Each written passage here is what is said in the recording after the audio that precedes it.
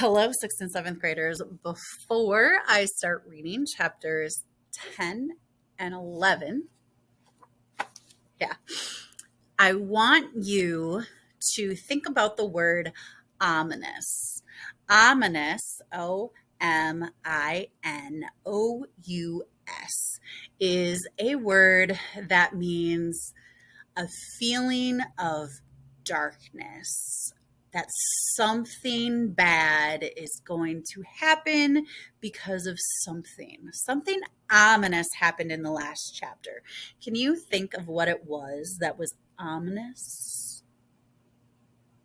Why don't you pause the video and talk about it?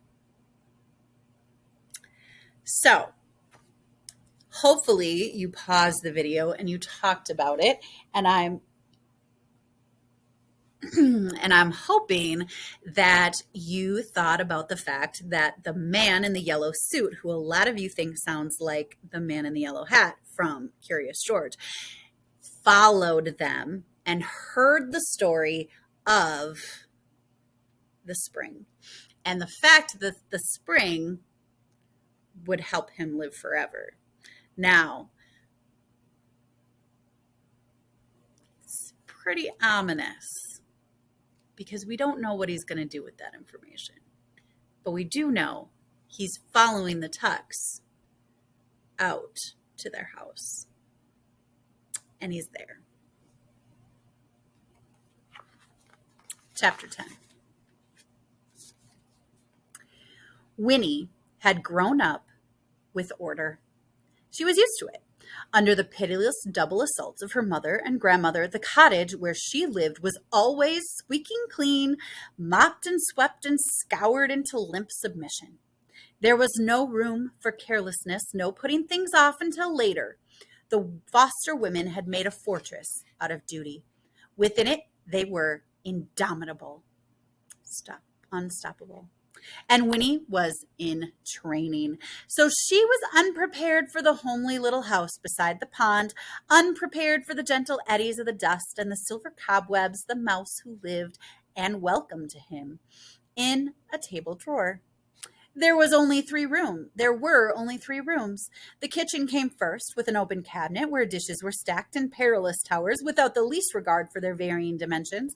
There was an enormous black stove and a metal sink, and every surface, every wall was piled and strewn and hung with everything imaginable, from onions to lanterns to wooden spoons to wash tubs, and in the corner stood Tuck's forgotten shotgun.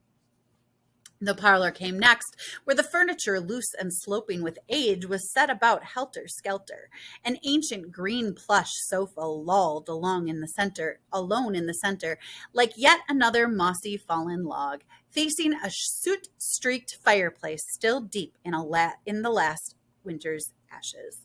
The table with the drawer that housed the mouse was pushed off, also alone, into a far corner, and 3 armchairs and an elderly rocker stood about aimlessly, like strangers at a party, ignoring each other. And now we're acting like all of these things, inanimate objects, are people, and that is personification, if you remember, giving human characteristics to non-human things. Beyond this was the bedroom, where a vast and tipsy brass bed took up most of the space, but there was room beside it for the washstand with the lonely mirror, and opposite its foot a cavernous oak wardrobe from which leaked the faint smell of camphor. Up a steep flight of narrow stairs was a dusty loft. "That's where the boys sleep when they're home," May explained, and that was all. And yet it was not quite all, for there was everywhere evidence of their activities. May's and Tuck's, her sewing, patches and scraps of bright cloth, half-completed quilts and braided rugs, a bag of cotton batting with wisps of its contents, like snow drifting into cracks and corners, the arms of the sofa webbed with strands of thread and dangerous with needles, his wood carvings, curly, shaving, furring the floor, and little heaps of splinters and chips. Every surface dim with the sawdust of countless sandings, limbs of unassembled dolls and wooden soldiers, a ship model propped on the mouse's table waiting for its glue to dry, and a stack of wooden bowls, their sides smoothed to velvet, the topmost bowl filled with a jumble of big wooden spoons and forks like dry, bleached bones. We make things to sell, said May, surveying the mess approvingly.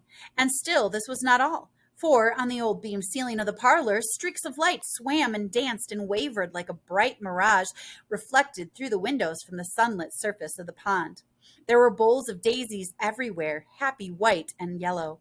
And over everything was the clean, sweet smell of the water and its weeds, the chatter of a swooping kingfisher, the carol and trill of a dozen other kinds of birds, and occasionally the thrilling bass notes of an astonished bullfrog at ease somewhere along the muddy banks.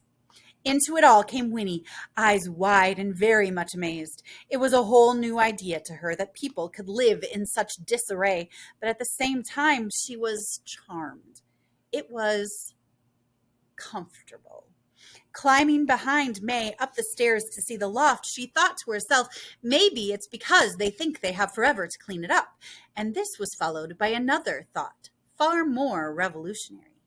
Maybe they just don't care. The boys don't be home very much, said May, as they came up into the half light of the loft. But when they are, they bed up here. There's plenty of room. The loft was cluttered, too, with all kinds of odds and ends, but there were 2 mattresses rolled out on the floor, and fresh sheets and blankets were folded almost neatly on each, waiting to be spread. Where do they go when they're away? Asked Winnie. What do they do? Oh, said May, they go different places, do different things.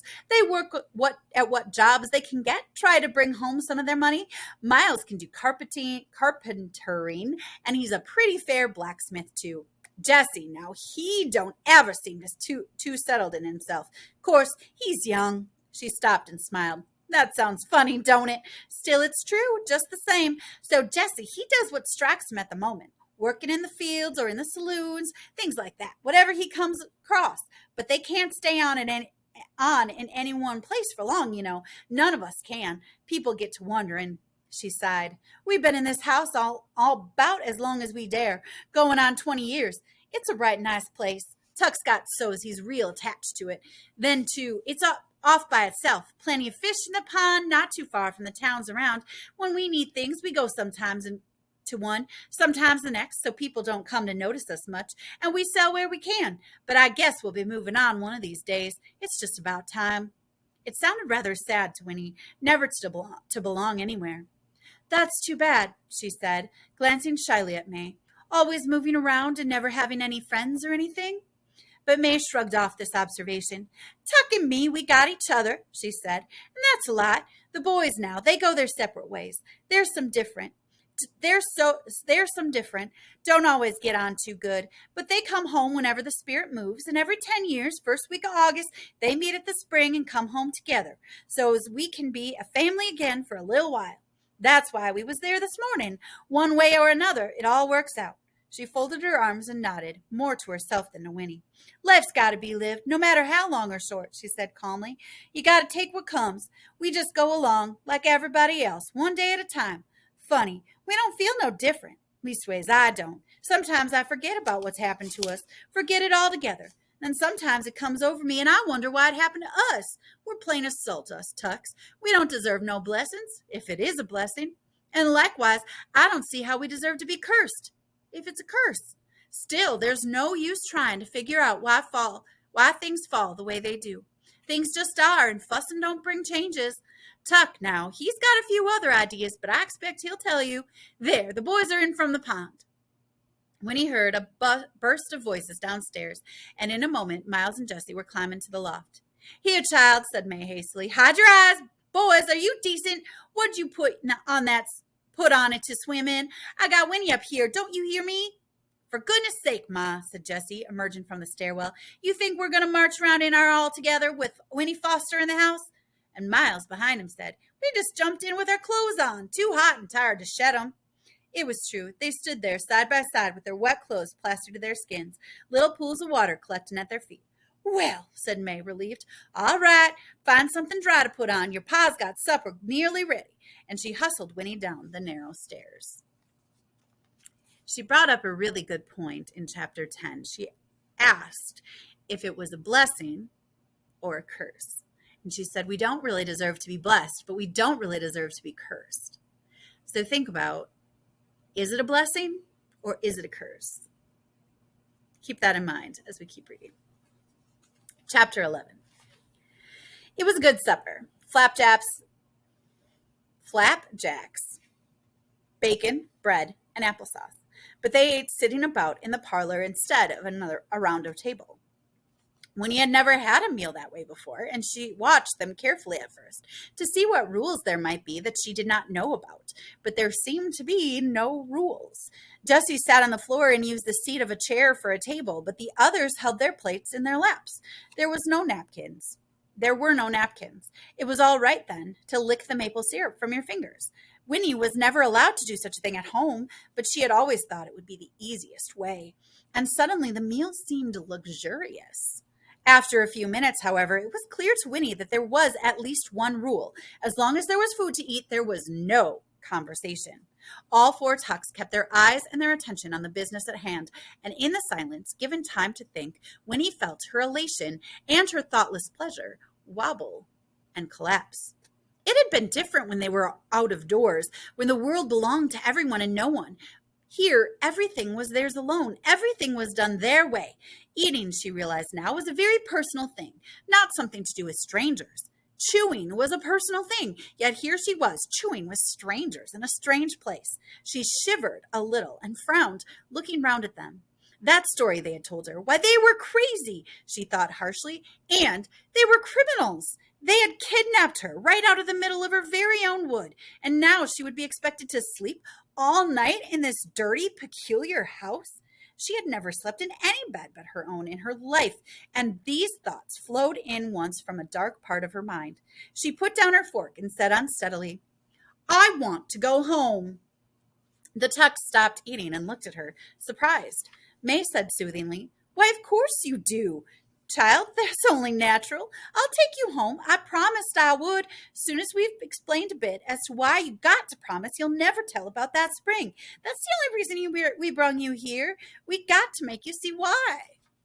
Then Miles said cheerfully with sudden sympathy, "There's a pretty good old rowboat. I'll take you off for a row after supper."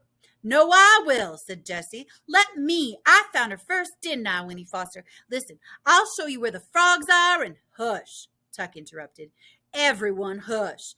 I'll take Winnie rowing on the pond. There's a good deal to be said, and I think we better hurry up and say it. I got a feeling there ain't a whole lot of time." Jessie laughed at this and ran a hand roughly through his curls. "That's funny, Pa. Seems to me there's that like time's the only thing we got a lot of." But Ma frowned. "You worried, Tuck? What's got you? No one saw us on the way up." "Well, now wait a bit. Yes, they did, come to think of it. There was a man on the road just outside Tree Gap, but he didn't say nothing." "He knows me, though," said Winnie. She had forgotten, too, about the man in the yellow suit, and now thinking about him, she felt a surge of relief. "He'll tell my father he saw me." "He knows you?" said May, her frown deepening. "But you didn't call out to him, child. Why not?" "I was too scared to do anything," said Winnie honestly. Tuck shook his head. "I never thought we'd come to the place where we'd be scaring children," he said. "I guess there's no way to make it up to you, Winnie, but I'm sure most awful sorry it had to happen like that. Who was this man you saw?" "I don't know his name," said Winnie, "but he's a pretty nice man, I guess.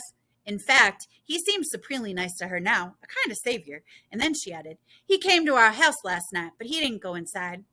"Well, that doesn't sound too serious, Pa," said Miles. "Just some stranger passing by." "Just the same, we got to get you home again, Winnie," said Tuck, standing up decisively. "We got to get you home just as fast as we can. I got a feeling this whole thing is going to come apart like wet bread. But first, we got to talk, and the pond's the best place. Pond's got answers. Come along, child. Let's go out on the water."